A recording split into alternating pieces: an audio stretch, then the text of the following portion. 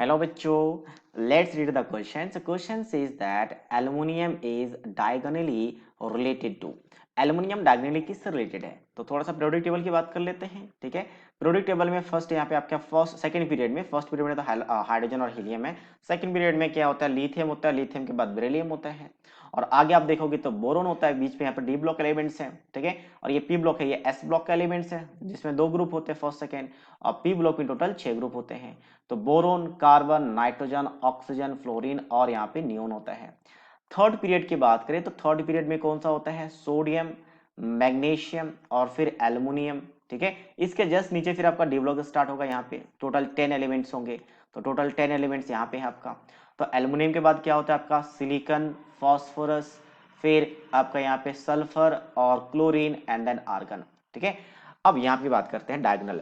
तो डायगोनल की बात करें तो पीरियोडिक टेबल में 2-3 डायगोनल रिलेशनशिप है, दो ही है मेनली, एक तो लिथियम और मैग्नीशियम का, ये दोनों, और दूसरा होता है बेरिलियम के साथ एल्युमिनियम का। तो यहाँ पे थोड़ा सा पीरियोडिक में गैप है, यहाँ पे देखना पड़ेगा कि कुछ इस तरीके से डायगोनली रिलेटेड होते हैं। That means lithium is diagonally related with the magnesium, तो यहाँ पे एल्युमिनियम पूछा है तो ऑब्वियसली ये वाला हम नहीं दिखेंगे, मतलब एल्युमिनियम कट हो चुका है, ठीक है। और beryllium is diagonally related to the aluminium, तो यहाँ पे क्या हो जाएगा, बेरिलियम आंसर आ जाएगा।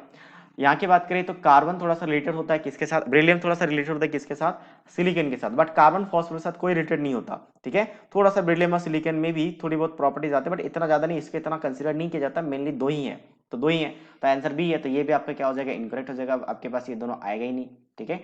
अब थोड़ा सा डायगोनल रिलेशनशिप होता क्या, मैं वो थोड़ा सा बता देता हूँ। क्या होता है ना, due to nearby same, due to, definition के फॉर्म में लिख लेते हैं, due to nearby same charge by mass ratio, charge by mass ratio यानी दोनों का चार्ज बाय मास जो रेशियो होता है, यानी कि लिथियम और मैग्नीशियम का और बेरिलियम और एल्युमिनियम का ratio, some property, not exactly सारे, कुछ प्रॉपर्टीज, सम प्रॉपर्टीज